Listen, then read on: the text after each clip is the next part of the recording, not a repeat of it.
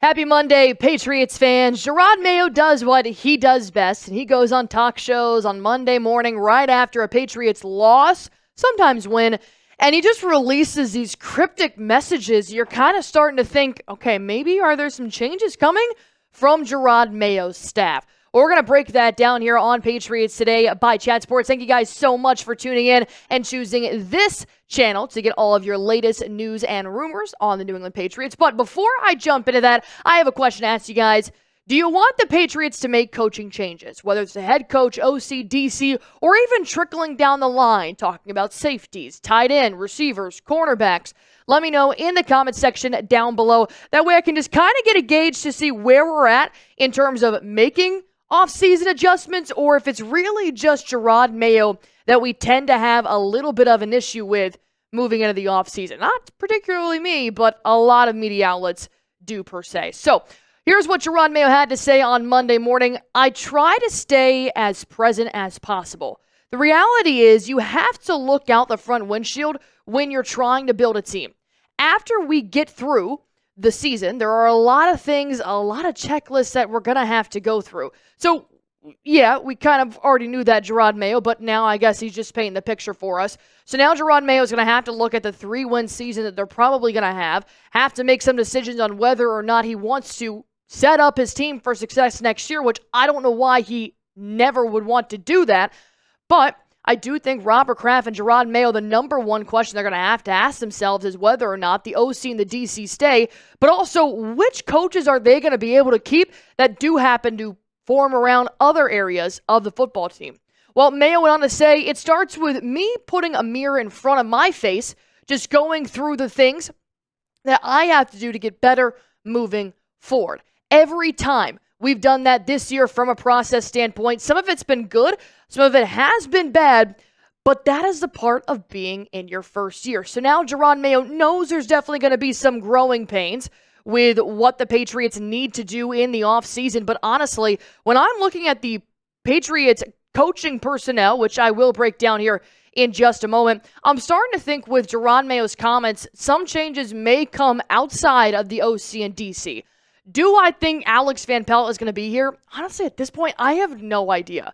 I know Drake Maye loves AVP. The Patriots offensive players are fully behind Mayo and AVP, which I'll talk about later.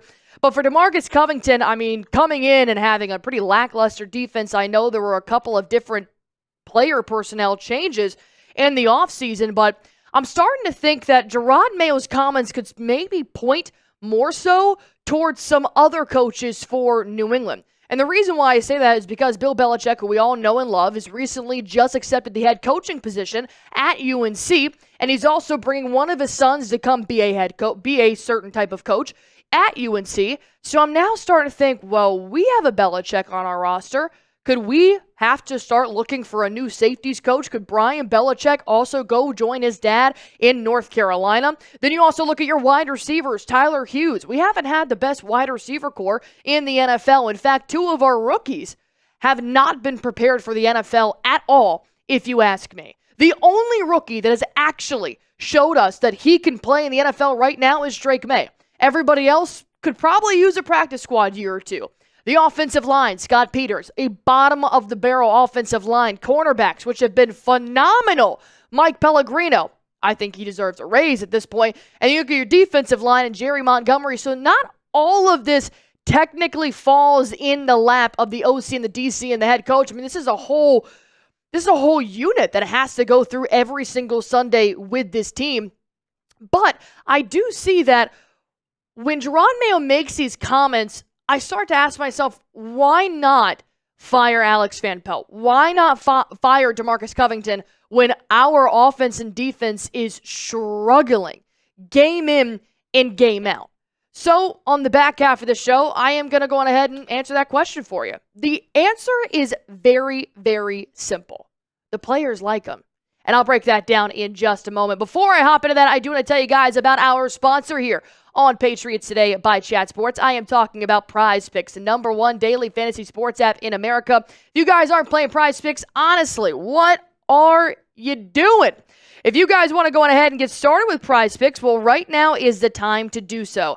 During December, they are running Picksmiths, which is the best place to get real money action while watching your favorite sports. Join now because this holiday season, Prize Picks is giving away 2 free picks in December, and they're giving away $30+ million in rewards during Picksmiths. And right now, you can win up to 1,000 times your cash on Prize Picks. If you guys want to go on ahead and get started right now, it's super easy. All you guys have to do is just pick more or less on a player's projected stats, and you can win up to 1,000 times your money on Prize Picks. That is right. I'm going to say it one more time because it is Nutty Palooza, 1,000 times your money. So, Allie, do you play Prize Picks? Well, matter of fact, I do play it every single day. Here is my lineup for today's games. I am going to have a little Monday Night Football action. Jordan Love to have less than 234.5 passing yards. And I'll have Josh Jacobs to really carry the workload here on the ground, more than 1.5 rushing or receiving touchdowns. But also the Celtics play tonight, so I'll have Jaylen Brown to have more than 31 points, rebounds, and assists. And remember how I said that Prize Picks is giving away 2 free squares throughout December? There's your free square. Nikola Jokic to have at least 1 point in the ball game. That is it. That is all you guys have to do in order to win that square, is for Jokic to just have 1 point. I mean, how is that not going to win? If you guys want to go on ahead and get started, that's the easiest part. All you guys have to do is download the Prize Picks app. Use promo code CLNS. That'll give you guys $50 instantly when you play your first $5 lineup. Download the Prize Picks app. Use promo code CLNS. That'll give you $50 instantly when you're playing your first $5 lineup. Prize Picks, run your game. Before I break down what the Patriots players are saying about the OC and the DC and Jerod Mayo, I have a question. Should the Patriots fire one or both the OC and the DC? Do you think DeMarcus Covington should stay and Alex Van Pelt should go, or vice versa? Or do you just want to see all new OCs and DCs in New England for this upcoming season? Because like I said, despite our popular opinion of not really liking AVP for Drake Maye, I mean, if the players like him, honestly, who the hell are we? I know that it's not the best football to watch every single week, but the only thing I have is this the real reason why we're not winning? Is it truly Alex Van Pelt and DeMarcus Covington? Because if there is other resources that are preventing us to win, then maybe AVP and DeMarcus Covington just need a better roster to help make us a 500-win team. And Drake Maye actually said this earlier this morning on what he really likes about the Patriots coaching staff, and he said, I think it's some BS, to be quite honest. Coach Mayo, we've got his back. He's coaching us hard. He wants to win. We all want to win. We're all frustrated. AVP has been, I feel like, calling it great these last couple of weeks. We're just plays away. It's just me turning the ball over. Number one, I freaking love Drake Maye. I love that he is over here taking responsibility for Patriots losses, because you really don't even have to be the one to do that. I think that when you've got a guy like Drake Maye, a rookie, he's coming out here saying, look, yeah, sure, I think AVP's been great, but it could be me too. I could be helping this team play better, because it's no secret the Patriots team just wasn't that great heading into the season. So now they've been handed a bottom-of-the-barrel assets and personnel they had to try and work with. But I will say this. Before Jerod Mayo makes any decisions, when I look at a guy like Drake Maye and how well he has led this team so far, I have no doubt that Jerod Mayo will discuss his actions with Drake Maye. That's your captain. That's your quarterback. And I know that obviously he's going to talk to the front office too about what he wants to do in the offseason, what his coaching staff wants to look like. But you can't tell me Jerod Mayo would fire Alex Van Pelt without consulting with Drake Maye first and seeing how he likes him as an offensive coordinator. This is your franchise future now. It's Drake Maye. And if he doesn't give the okay to keep AVP, or if he says, maybe we could work with something different, it's going to really determine which decisions Jerod Mayo makes in this offseason, along with Robert Kraft, in terms of whether or not they will keep or they will move on from the OC and the DC. Because really, there is no secret, and we know that, and you guys know that. It's just that the Patriots obviously haven't been the best in terms of production so far this season. And when we look at what the Patriots were expected, so this is expected points per game on offense and on defense. It basically is just how well a team performs relative to expectation. Well, we're 26th and we're 30th in those categories. So obviously, we're not living up to any standards by any means. But the only thing that really caught my eye in yesterday's game was how the Patriots actually looked like a real football team. That was bizarre.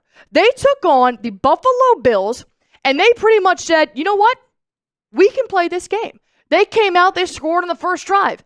The second drive, they score again. Obviously, the second half looked a little bit more like the Patriots we've been watching the rest of the season.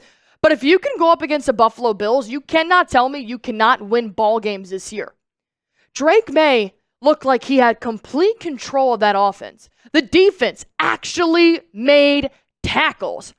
Obviously, it started to go, downhill as the game went on. But Drake Maye started off hot, very hot. And if he can just contain those turnovers, him and Ramondre Stevenson, it could actually be a pretty good system for Drake Maye. AVP looked like he knew exactly what to call. We saw in Week 15 where they decided to play man against the Patriots receivers, and Patriots receivers didn't like that. So now you have Kayshon Boutte who comes out here and says, I thought man was disrespectful. So we designed this play to score on them early in this ball game against the Bills. That's exactly what they did. Drake Maye made a precise back shoulder pass for Kayshon Boutte to put the first score on the board, and that was AVP who was working with his receivers, his quarterback, in order to make that happen. And it wasn't just AVP. We also know that DeMarcus Covington had a very good game in terms of leading his defense to limiting Josh Allen. We're talking about a possible MVP, and they played phenomenally. The secondary specifically against Josh Allen. The Patriots secondary played an outstanding game in Buffalo. New England called man coverage on more than 60% of passing snaps, and the cornerbacks allowed one catch in man-to-man. Shutdown efforts from Christian Gonzalez, Jonathan Jones, Alex Austin, and of course, Marte Mapu as well. So it wasn't just the Gonzo show. Although that is very fun, like we saw against Marvin Harrison Jr., it was a full team effort. And if you can keep Josh Allen to under 150 passing yards, who's to say that there's not more this team can do? Even with that secondary, it showed me that the Patriots actually could have a couple of resources they can bring into next year. And with the team stats versus the Bills, it was also just, like I said, a team effort here. Passing first downs, 13. The Bills had 11. Third down conversions, you converted 7 third downs. That is phenomenal play calling. Fourth down, 2 for 2. Red zones, you went 2 for 3. How many times have we gone 0 for 3 in the red zone for New England? Or 1 for 3, or 1 for 4, or 1 for 2? We made it there 3 times. And my favorite, 5 penalties. 5 penalties. The Bills had 13. So clearly the Bills were not having their best game. But the one thing that New England showed me heading into this offseason, which if it's not going to be a win, this is what Jerod Mayo wanted. He wanted to find out what the Patriots have moving into the offseason, and New England proved they could be a solid ball team with just a couple of players filling in here and there. So maybe Alex Van Pelt isn't as bad as we all think to seem. Maybe he just needs a little bit of help in what he's working with. But overall, it's not going to be my decision. It's not going to be your decision. It's going to be the front office decision. But I have a question, and I know there's a lot of gaps in this roster. What's missing to become an above 500 team? What is missing to become a winning team? Is it coaching personnel? Is it defense? Is it offense? Is it one player? Is it multiple players?